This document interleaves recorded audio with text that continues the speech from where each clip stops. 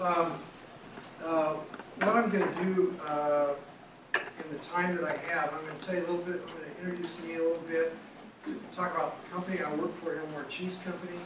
I'm going to tell you a little bit about my experience at Hilmar Cheese Company.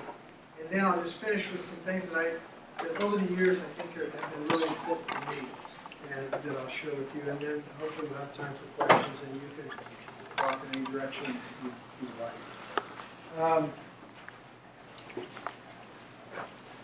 So I was raised in Visalia, California, as I said, and I went up to UC Davis from '69 to '73. And when we were in Visalia, where I grew up, my dad was not in ag, so I really had no experience in ag at all. He was in manufacturing there. But I went up to UC Davis and was an economics major there, and had a great experience actually. It's a great place, a lot like this, a little bit different, a few more bicycles probably, but it was just a great experience. And there I met my wife, who we've now been married 40 years, and just went back last year to UC Davis. One of our guys was getting an award up there, and I went up there. I took my wife, and wow, it was really amazing just to be in some of the same buildings and literally where I met her, and brought back a lot of fun memories. So as I mentioned, my family, we have 2 children. They're grown now. And my daughter actually still lives in San Luis Obispo. She's a Cuesta economics teacher, a business economics teacher, and teaches down there. And she's got a husband, a little boy or grandson. And so they're in this area. That draws me down to this area as well. So one of the things that I found really helpful in my early years, and I use that term, importance of breadth of education to me. And so I just always encourage young people, one thing that really helped me as I got into college and didn't really know where I was going, I enrolled in economics because I thought it was close to business, and Davis didn't even have a business school at the time. And then I met my wife, and somehow I got into dentistry, which was really inappropriate for me for a lot of reasons. But what happened is I took chemistry, physics, and biology, and really got some breadth to my education. And then out of my economics, I took accounting. And so, and I found, honestly, those things, because I'm in the cheese business now, and cheese is all about pH and bugs and building acid and all those things. And just because I took those basic courses early on, like I understand cheese making, and I can kind of go at it with our cheese makers to this day, just because of the breadth I had early on. And so when you're in those classes and it seemed like really weird and different, just take the opportunity. It's tremendous breadth. And I found those extremely helpful. The accounting classes I took back then at Davis, and I took, as I got out, I took more just because I found it so helpful. I can tear up financial statements. I mean, they don't frighten me. And to a lot of people, if they don't have some of those experiences, they don't feel comfortable. And so I really, the breadth of education to me was really important. My early work history, as you can see, wasn't real good. I actually started working for a company called More Business Forms that actually made business forms. When was the last time you saw a business form? Yeah. And but that's what they did. They were a massive company. They had 32 print plants all over the United States, and they don't exist anymore today. But I was an accountant for them, and really got great experience in analysis and those type of things early on. And then I actually went to work for a little food processor in Visalia. A guy that owned it played golf with my dad, and you may have connections like that that help you get jobs. And I went to work there and spent about 4 years, and I was actually an assistant to the president of the company. I had no authority, but I could get into everything. And so it was a great experience learning how to deal with people when I had no authority. I know you always want authority, but it's really better to do things without authority. Get a lot more done. just works better. So it was a great experience, but then I went there and I went to work for a little co-op, a tiny co-op, and I was 27 at the time, and I was the manager of this co-op. And it was an amazing job. It was very tiny, very thin market all over the world, and it was a, I call it periphery dairy. It was a goat milk co-op. I still get kidded about that to this day. That's what a lot of people do. But the interesting thing, again, great experience, but I got fired. And that was really a bummer. And, but I really learned some really good lessons as a young guy. It was a great experience, very, very difficult. I was married, we had a child at that time, and I was out of work. It was really bad. So then I started a little business, and it actually went out of business, and so it failed. And so that was really a difficult thing as well. And there were a lot of other lessons I learned there. And if you want to hear about them, I'll tell you later. You can ask me questions. But those two kind of difficult experiences really laid the groundwork for Hilmar Cheese Company. And so after that, I actually went to work for Hilmar Cheese Company as our first employee in 1984. And actually, I'm retiring this year. In September, we just announced my retirement after, it will be 31 years that I've been there. From one employee to now we have about almost 1,400. And so it's really been a fun run. So let me just tell you a little bit about Hilmar Cheese Company. This picture, the upper left, is the original cheese plant that we built in 1985. And it's very tiny. It was designed to take in 2 or 3 truckloads of milk a day and make cheese. And it worked. It was a great experience. I'll tell you a little bit more about that. Picture on the right there, on the upper right, those are our owners. We're owned by 11 dairy families, and you can see those families have grown. And there's first, second, and third generations in those families now. So we actually have 56 shareholders now. So it's a broad, diverse group. They're all Jersey dairymen. So there was a real thread to the company early on. They formed the company to be to do what most farmers want, is to get paid more for their product. But they really did it. A lot of us complain about difficult things and we want more. They really did it. And literally, they all, there were 12 families at the time, all pledged all their assets to start the company. So 80% of new companies fail, and if it would have failed, they all would have lost all their assets. And so it's a very unusual story. And it's probably a story more of desperation. They needed to do something different to make a change in what they really wanted. And so they really did it. And it's an amazing story that started that little cheese plant on the left, and I'll show you a picture of the current facility today. But all Jersey cows started with, and so there's the idea of Jerseys is they have higher butter, fat, and protein, and their milk is better suited for cheese. So please try the cheese in the back. We think it's really good. And then those are some of our staff there. And so these, what you see there are our 2 current facilities. The top one is that same facility, Hilmar, California, that you saw in that first slide. And that's now the largest cheese plant in the world by far.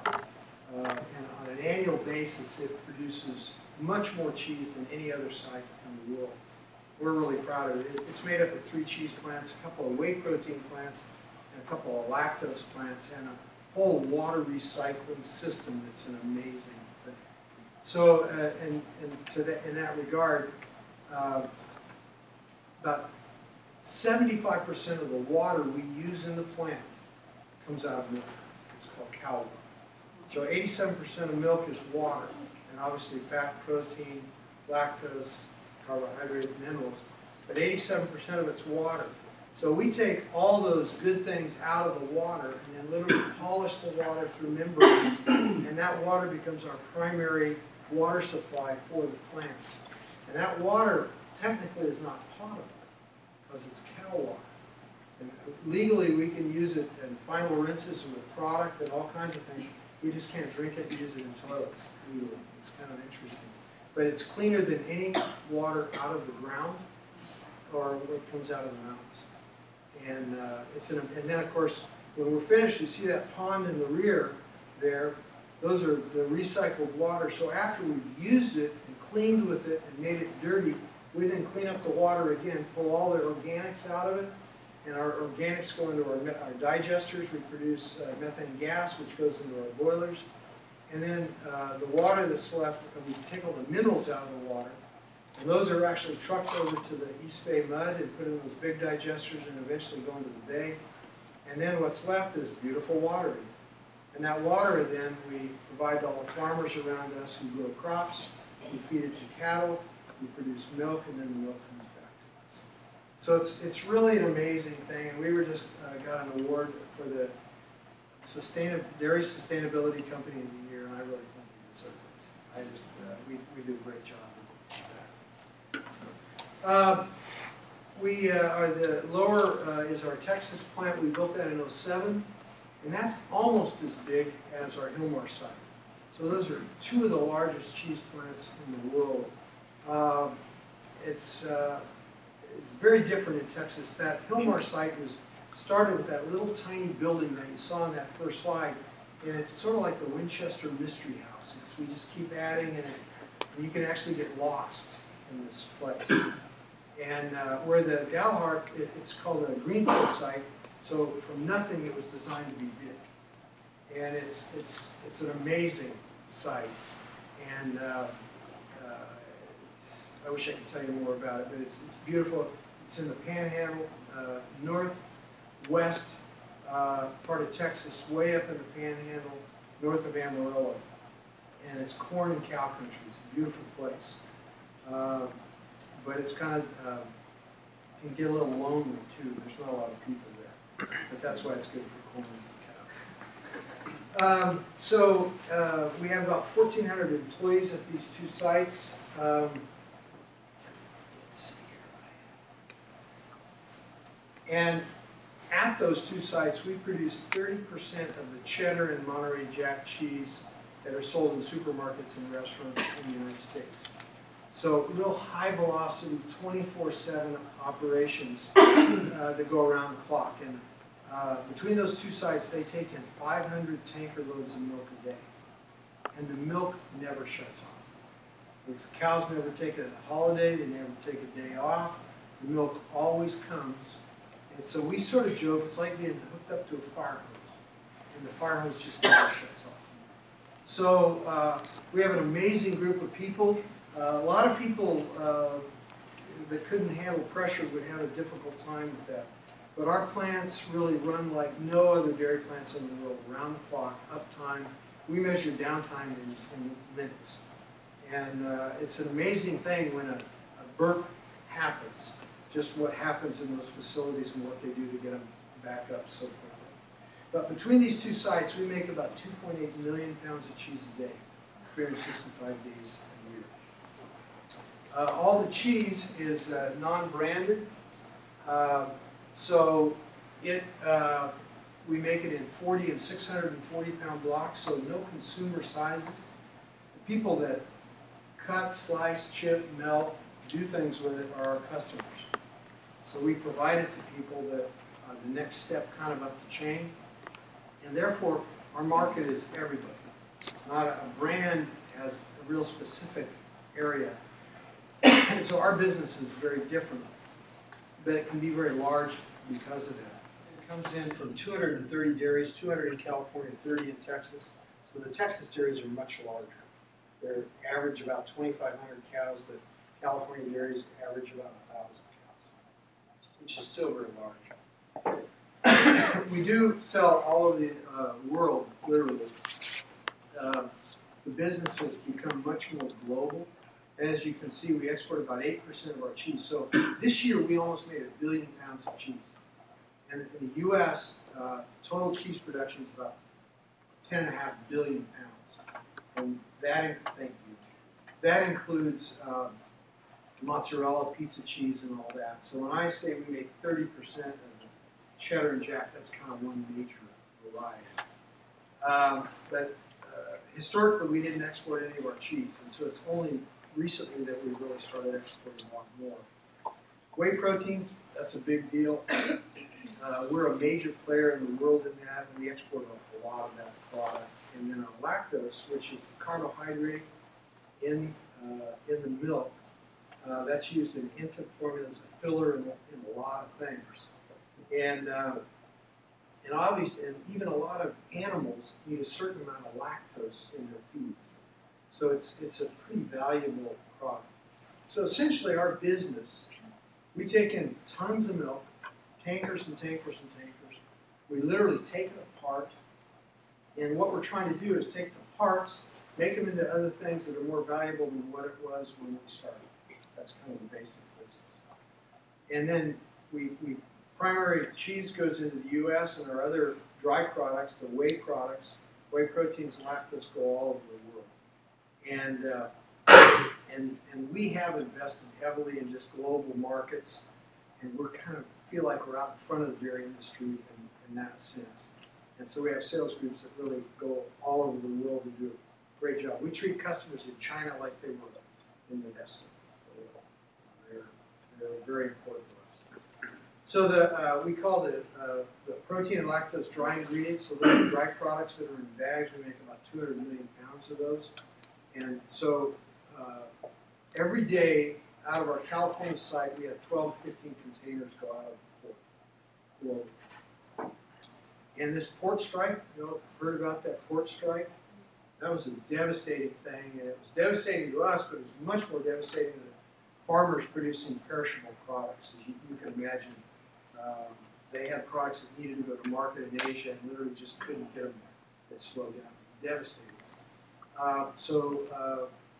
In that port strike, our daily movement went from 12 to 15 containers down to about 8 a day. And so it was a very devastating thing, and so we're glad that was settled. So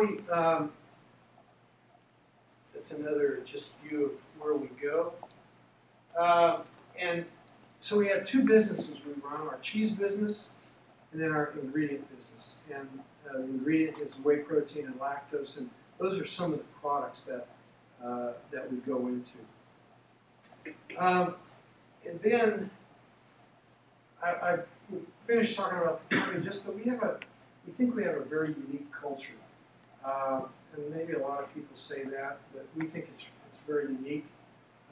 Our purpose is to improve lives around the world by being a leading producer of wholesome dairy products that contribute to the success of all stakeholders. And this is actually a new, let's say, rendition of who we think we are.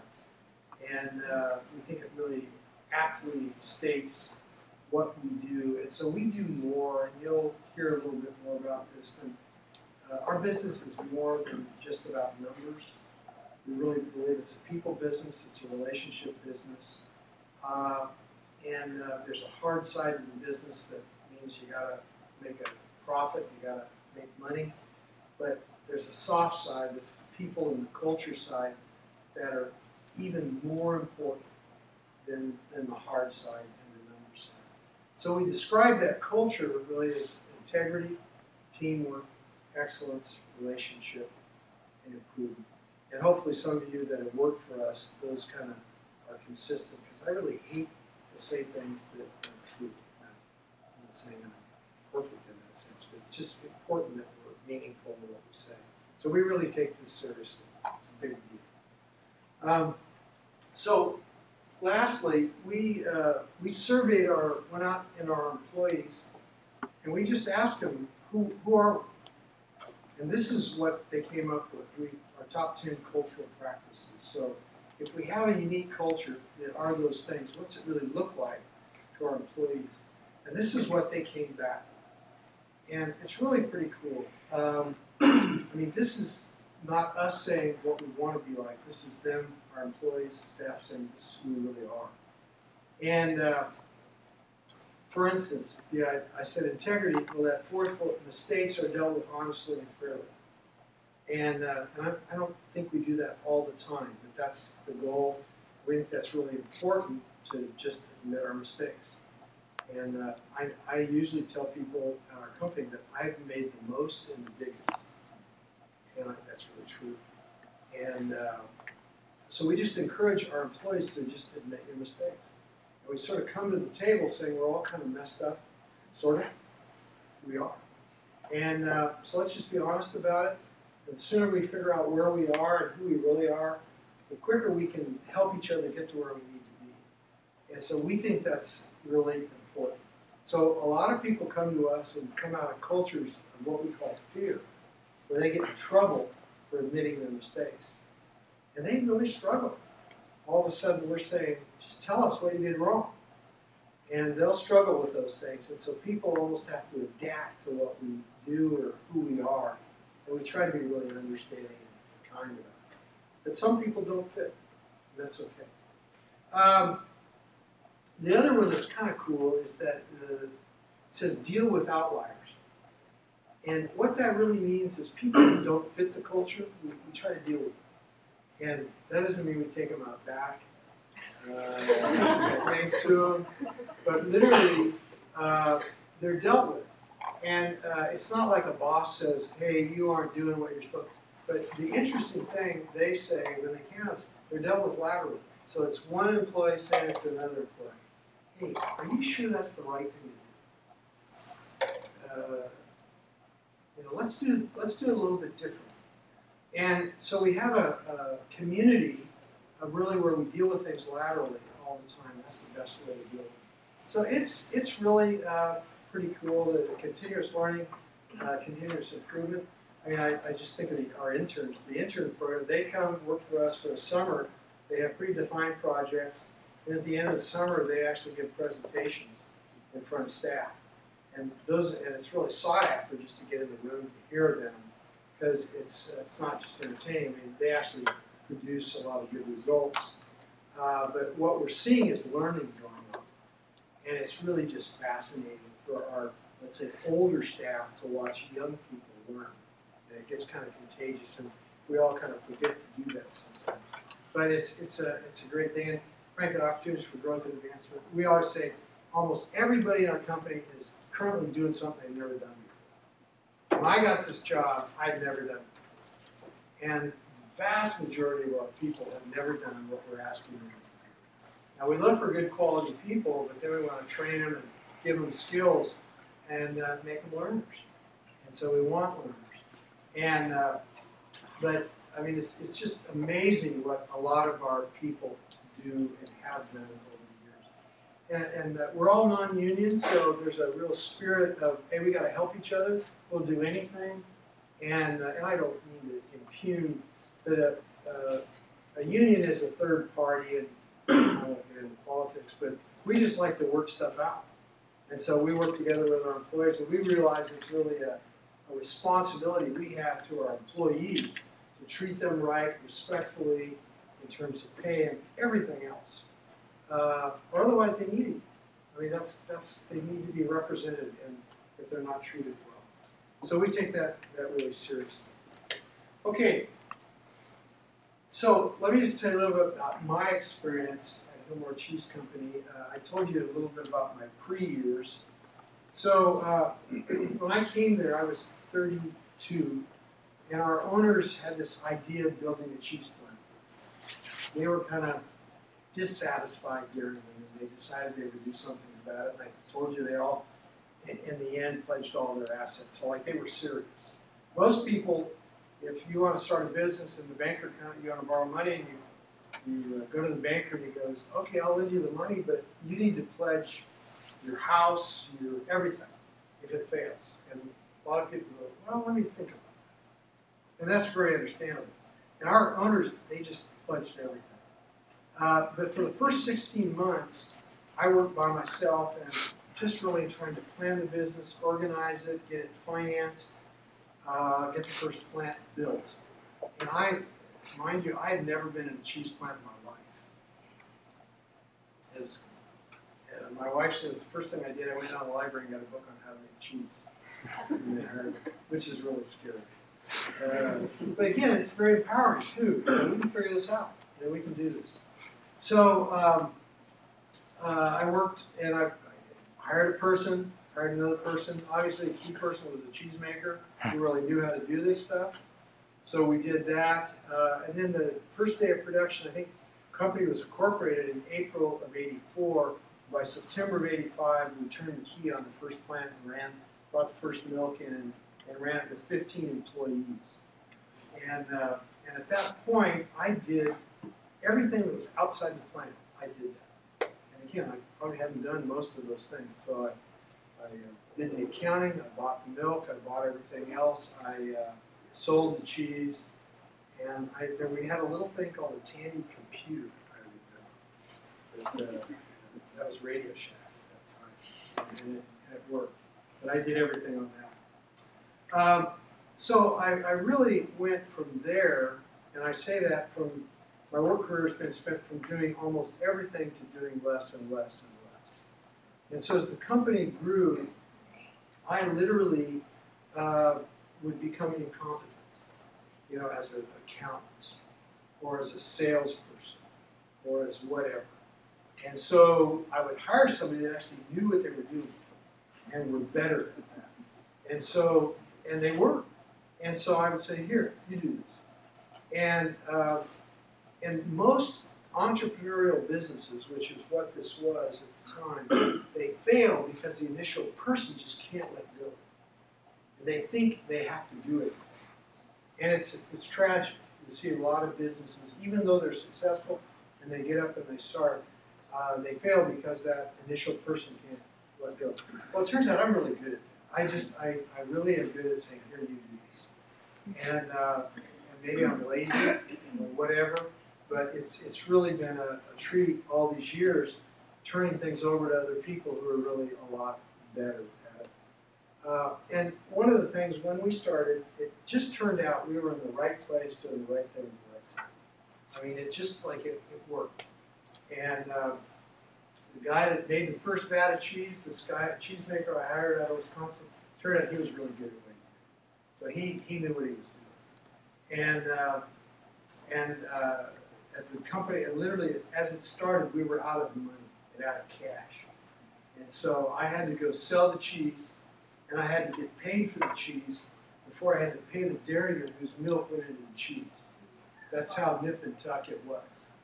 And I can remember the customer, I called him, who I didn't really know, and would you come down and look at the cheese? I thought that's what you do. He came down, they pulled the plug of the cheese, and it was beautiful. The body of the cheese was just beautiful. And they said, hey, this is really beautiful. And I said, well, would you buy it? Sure, I'll buy it. I said, well, would you pay me for it? And sure. I said, now. And literally, those guys were so good. I mean, you can imagine how vulnerable we were as a company at that time. They could have just said, no, give me the keys to the company. And they didn't. And those people we still do business with today, they buy 40 loads of cheese a week from us. They're tremendous people. So long-term relationships, and we were very fortunate that we met these people early on. I mean, it's just tremendous people. But so from being at the right place at the right time, doing the right thing, having the right people, make the right product, I was very fortunate, and the company just grew. And so we basically, for the next 25 years, grew at about 20% a year on a tonnage basis. And it's been a really good run. And we started a whey business, and are actually leaders in the world in whey products now. We've got a lot of PhDs that work for us that are extremely smart. We just brought a guy from New Zealand. We're building a new milk powder plant in Turlock, which we've never been in milk powders. And we hired a guy in New Zealand that we really think is the best milk powder guy in the world. So he just moved here with his wife and little baby and went to work for us. And so we have a very diverse work group too, multicultural, diverse in so many ways that it's really an exciting place to work. And so when young people come in, I think they really learn a lot. It sounds like I'm giving a plug here. I'm coming to work for it. So let me just finish by telling you a little bit about what's important to me.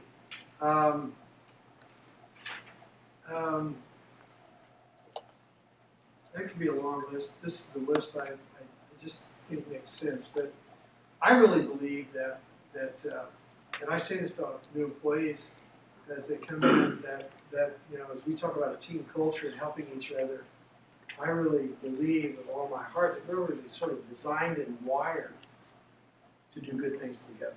And if you think about some of the experiences you've had in your life, generally the ones that you really enjoy the most, have enjoyed, it's when you do something good with a group. Could be in a team, could be a family, various settings, but usually it's in community with other people. You do good things. You feel good. We're just wired that way.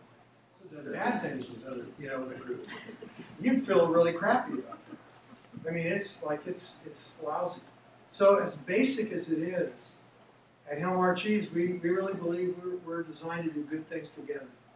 And so we need to treat each other like that, and we need to work at doing honorable, good things. And while that may sound a little funny, like we're pretty dead serious about that. We think that's really an important thing. We think the people we should be, as a teammate, should be a good person to the person next to me.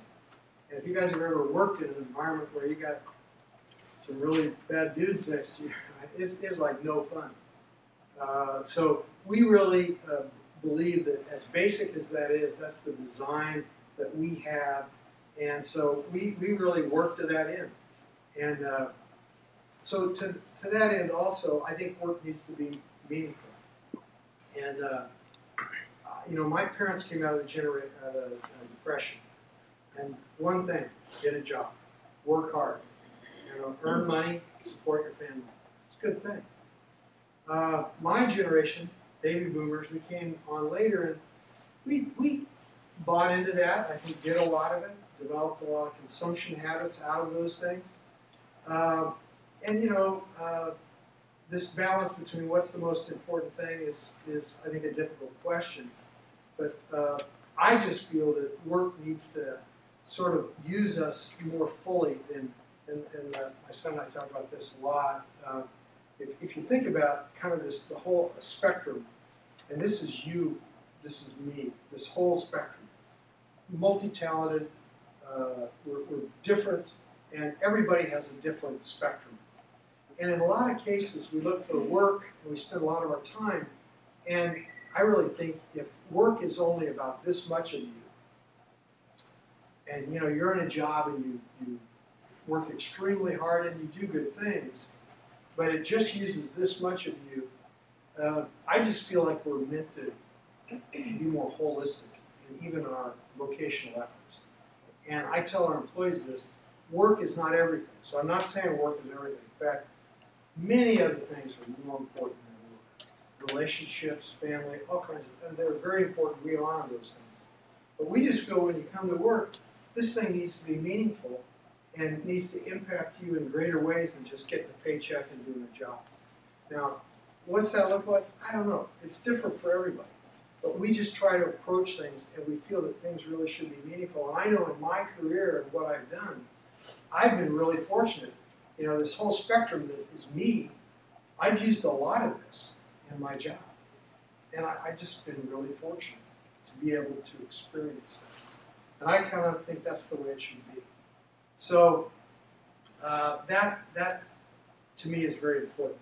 My work used a lot of me. That's what that term really means. And I don't mean that I brought it home and was whining and moaning about my job all the time. I don't think I did that. And yet, I think my kids probably know more about my work than people at work. It just was a part of me. And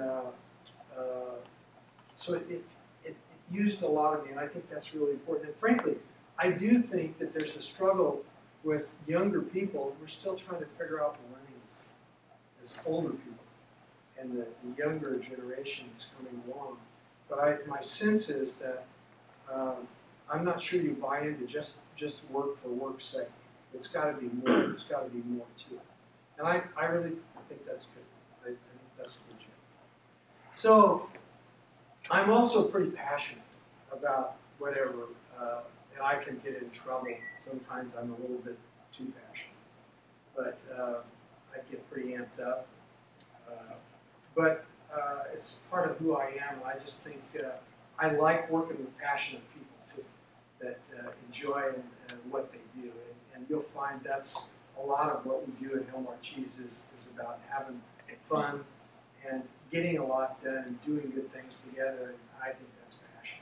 So I use the word transition figure, and that figure, that term,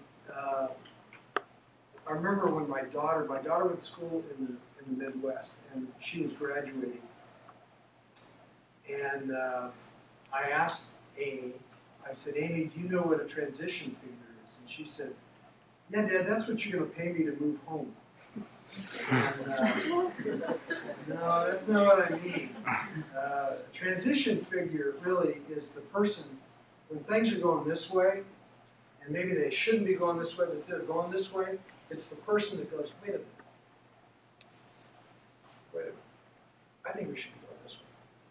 And that person really is, in a business sense, is generally the most valuable person in the business. They're extremely important. And I wish I could say it was always me, but it can be, I can remember people coming into my office and going, why are we doing this?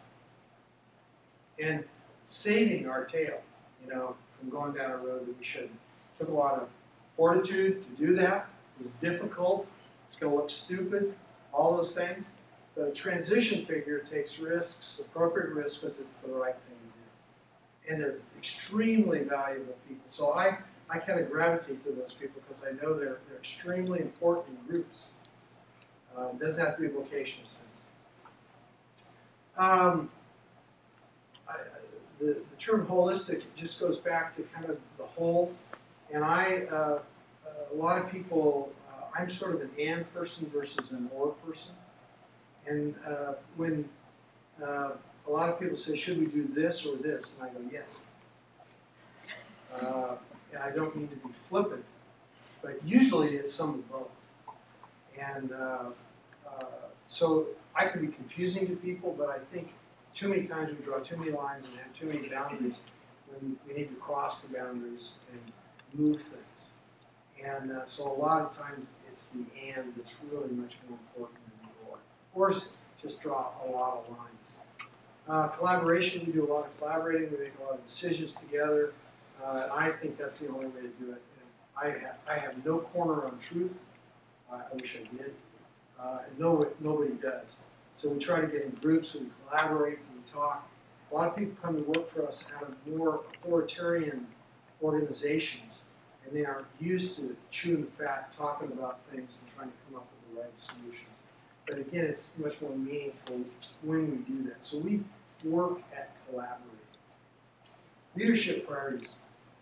I think there's just two. And the first one is to define reality. Leaders' responsibility or priority is to define reality. And if you ever been around people that are in non-reality, maybe you had a boss, a friend that was in non-reality, it's pretty bad. Now, you were in non-reality. So I just really firmly believe that generally we aren't where we're supposed to be. We've got to be over here or someplace else. So the sooner you figure out what reality really is, where you really are, who you really are, individually, corporately, whatever, it's extremely important. So a leader's job is to facilitate or to help define reality. You don't like leaders who think they know or always know what reality is. They actually are a problem. But that priority is to facilitate or to develop, to define reality. It's really a key principle in everything that we do. So we talk about that a lot. Second priority is to just facilitate momentum. And again, by definition, we're never where we're supposed to be. So we got to move. And it's really important to have people that move things.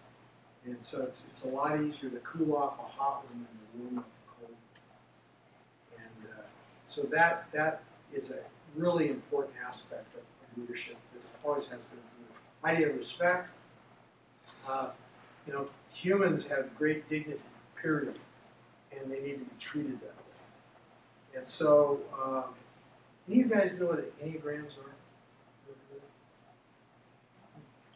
They're sort of a personality type. And I'm a type that actually I gravitate to power. That sounds kind of bad. But I also am very sensitive to the abuse of power. And in any job or anything, somebody's got power. That's why we have labor unions. They're needed, but power is abused. So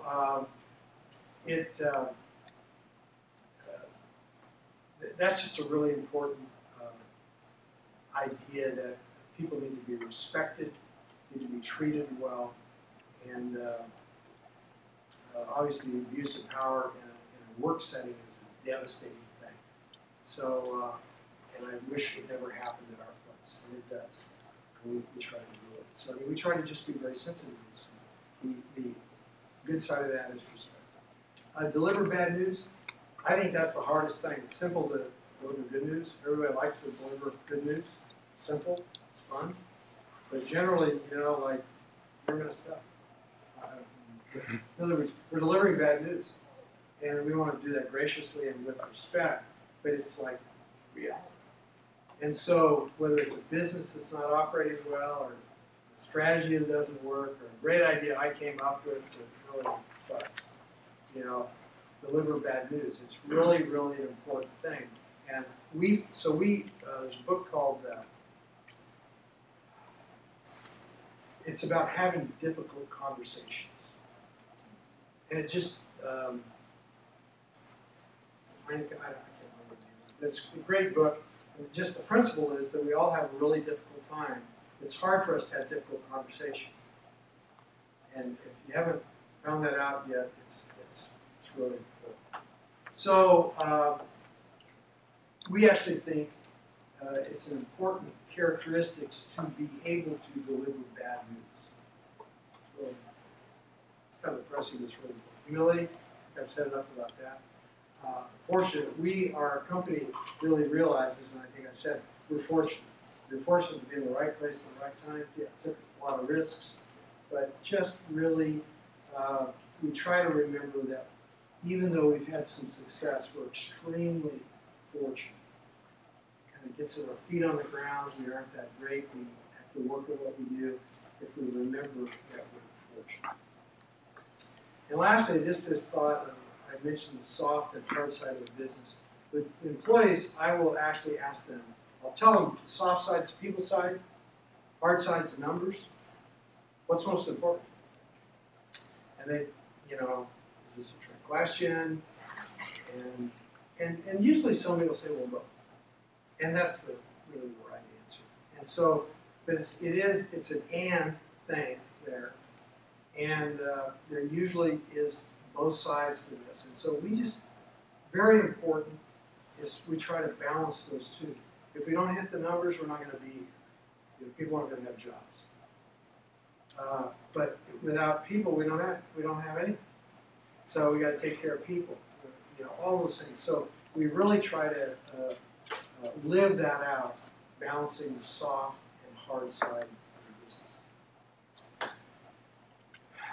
Okay, and I would just finish. We talk about our company, and what we do try to be is a company, and I'm getting more comfortable with saying this, a company with soul. And soul can be a vague term, but what I mean is just we try to be a company, and I want to be people, a person that is more than just the numbers and doing my job. And so we take that really seriously, that responsibility.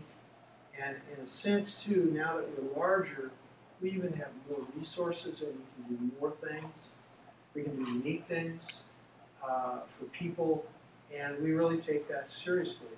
And we talk about that we are fortunate, we need to give back and be more than just a company that's successful financially. And so that's who we are, and that's who we try to be. Okay, I think that's it. Thank you.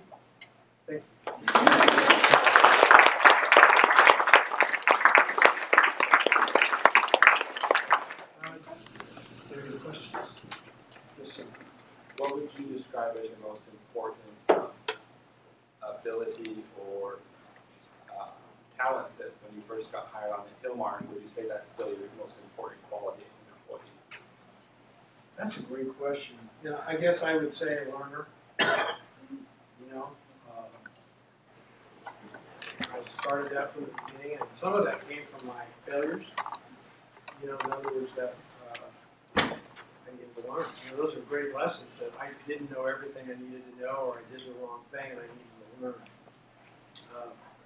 That little business I had, it had a sign and a logo, and it failed. So I still have that in my garage. And I really do that to kind of remember all the stuff, you know, that went down. So I still learn from those experiences. I mean, it's still today, I still learn from those experiences. So, and conversely, again, have you ever been around a person that knows it all? This is really no fun. So you're a much more enjoyable person to be around when you're a learner. So that to me, I think is yes. You could have done something differently.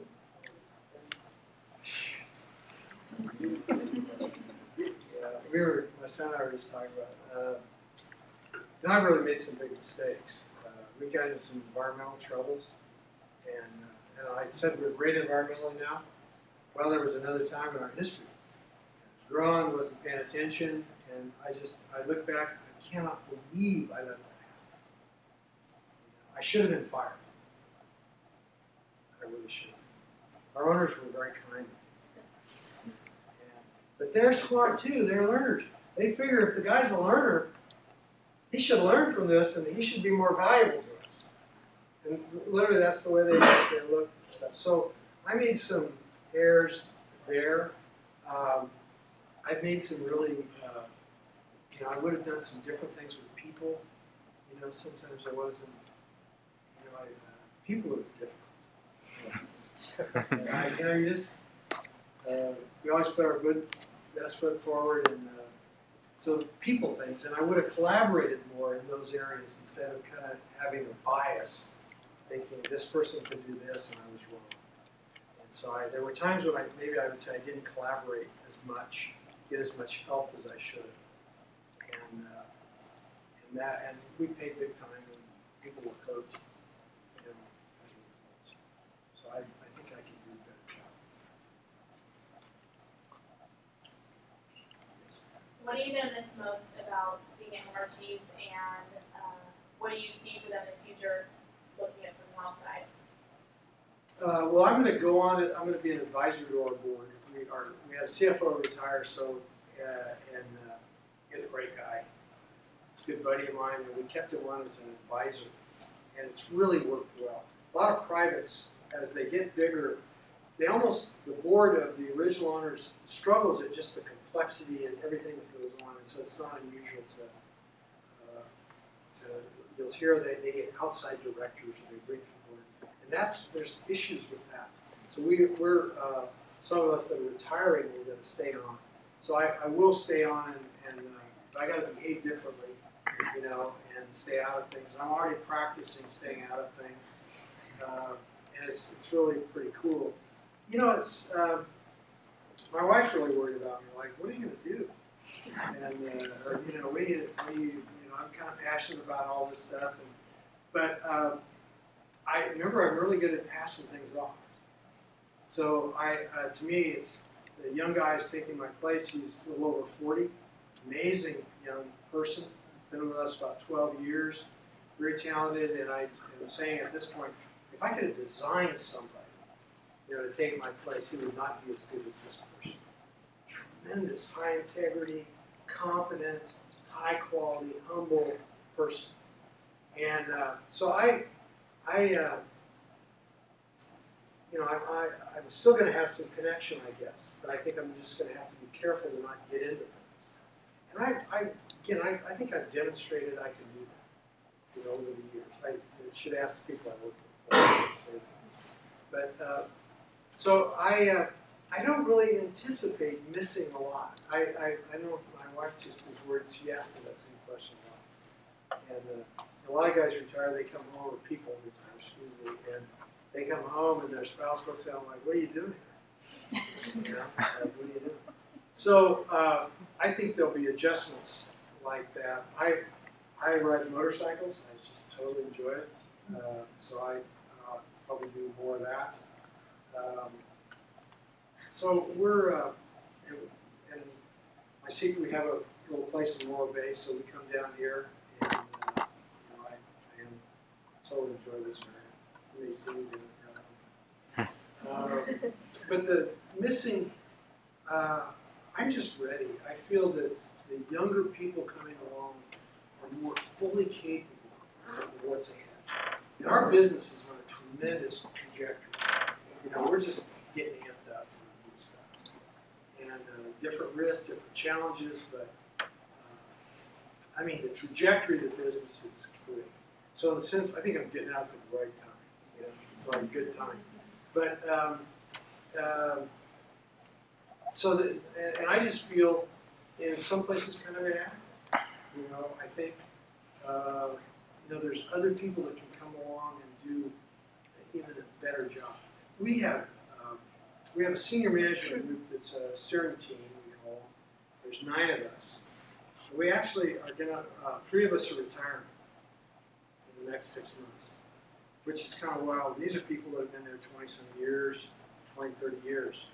And now we've worked on all this, so all of us are already all replaced. You know, we worked on this, it's called succession, and it's a really big deal. I mean, think of the people, the dairies, the suppliers, and all that depend on us. So we take this very seriously.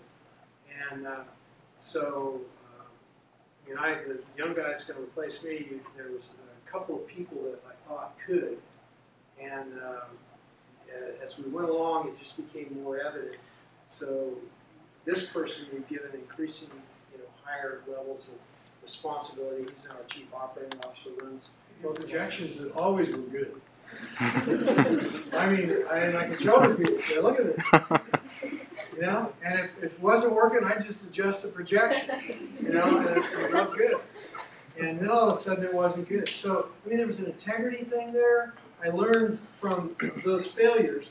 And finally, when, you know, they said, hey, you're done.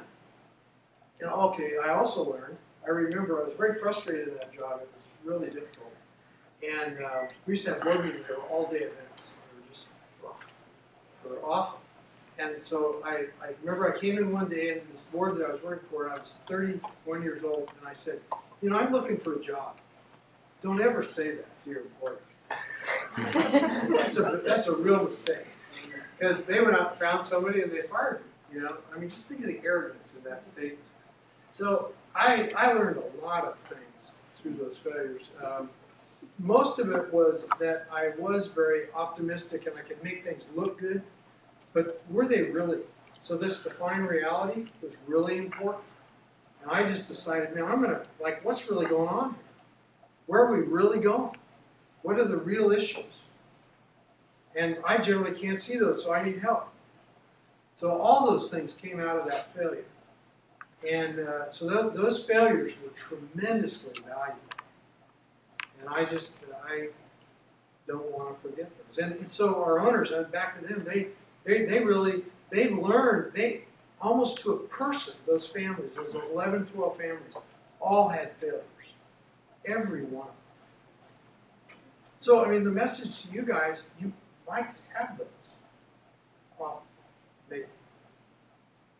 And they're really difficult. I remember at the time I was going to a church and I went and talked to the pastor. I was out of a job and I thought I was just a total failure. You know, just total failure. And I just was struggling. It was kind of an early midlife crisis.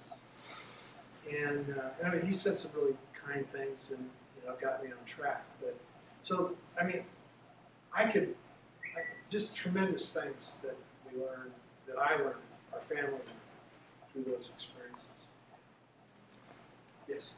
Has social media played an influence with Hilmar Cheese, or do you see it playing a bigger influence down the road You're asking maybe. the wrong guy. Okay.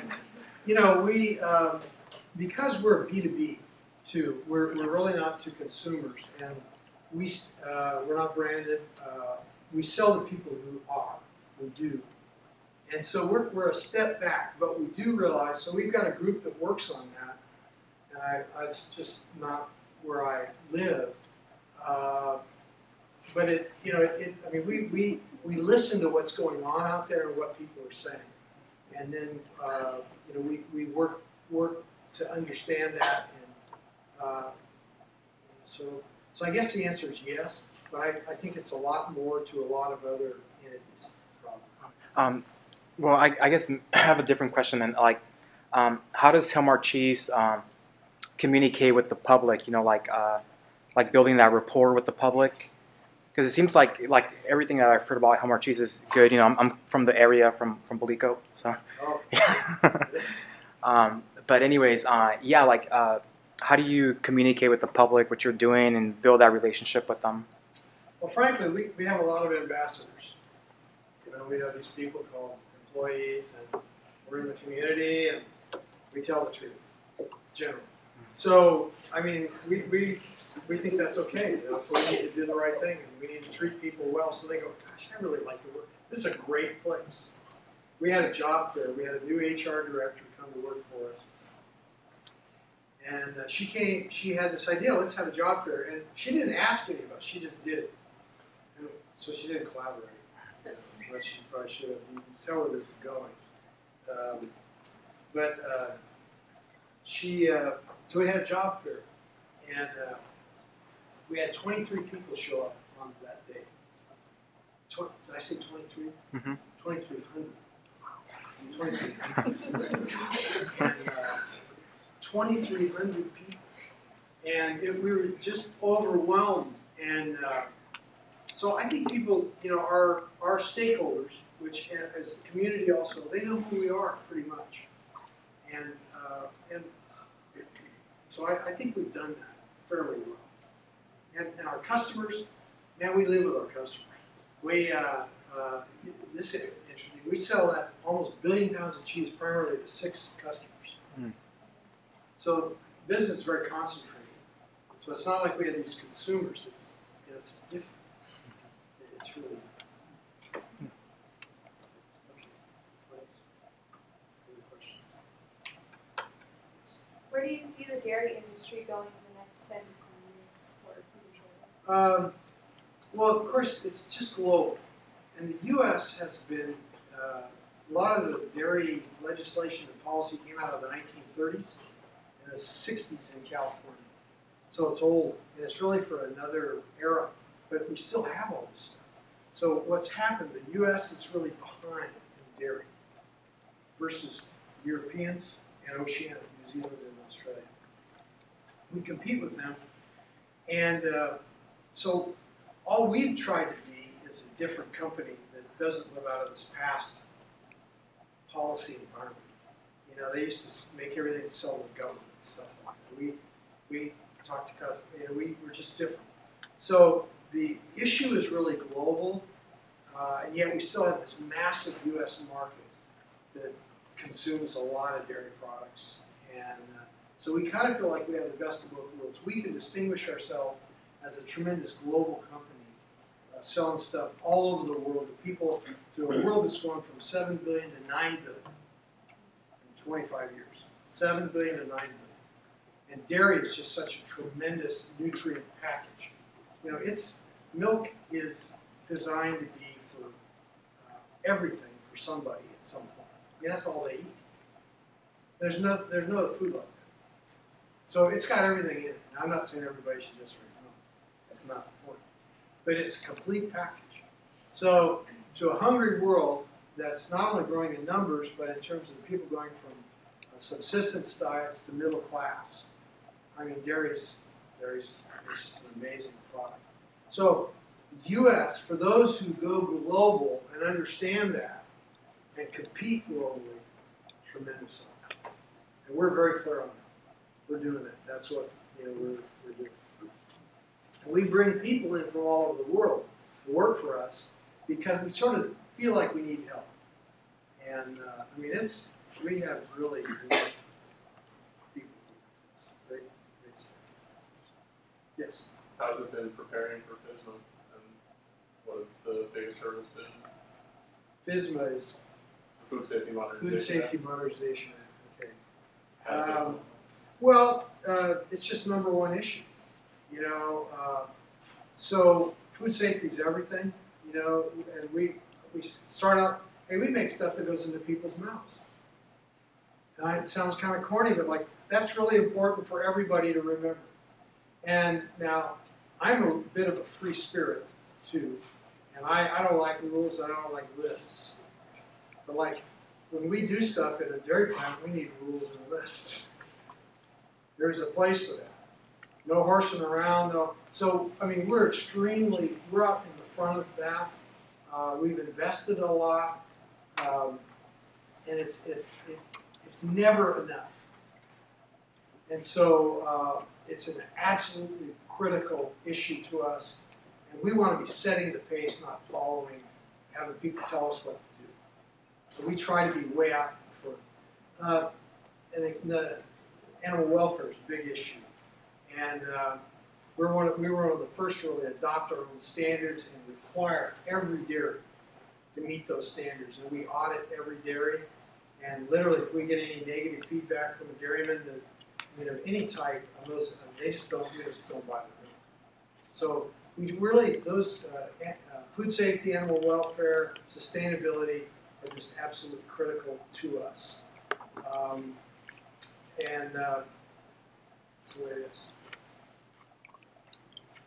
Yes? With the succession you've been talking about, what are some of your experiences grooming your replacements that would be beneficial to people who are looking to go into management? Well, you be a learner, okay?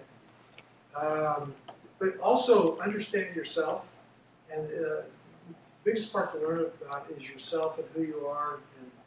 And so I really gravitate to people who take feedback, who want feedback, who again like to learn, actually that are smart, that are action prone. Would you define action from? They do stuff. They don't wait to be told. They do stuff. They can get in trouble by doing too much. I mean, but I use that term. It's a lot easier to cool off a hot one than to warm up a cold one. And it's just tremendously valuable to have people that initiate things. That's a problem. What are we going to do about it? And not do it inappropriately to make somebody else look bad, but those are great qualities, being action prone to action.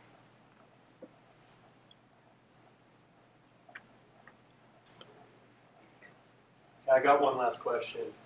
What's your favorite Hilmar cheese product? Well, it's that vintage cheddar that's back there. It's the yellow cheese if there was any that was left. That's a product we developed for aging, and a lot of you will buy that a lot in stores, and that's a great product. So if there's any left, so my card's up here, and then I have just some fact sheets about the company. Thank you so much.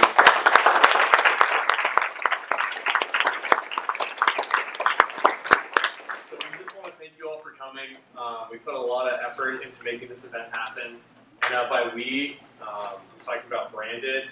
What Branded is, it's this group of Christian faculty members and students in the College of Agriculture. And what we do is we try to have just a community in that college, because a lot of people from agriculture, like, we have our own kind of like our group, and we really like getting to know other people in that group.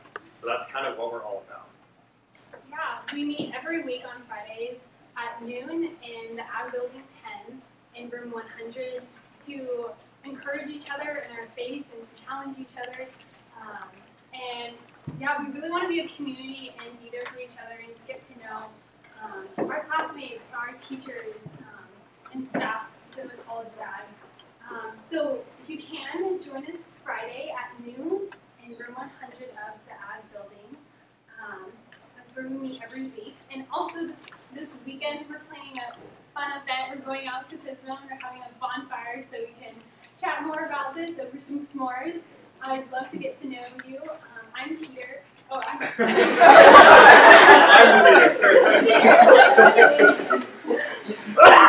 sure you guys are awake. Thank you. I'm Bethany. This is Peter, and we're here for you. We'd love to talk to you more about Brandon. Thank you so much for coming. Thank you.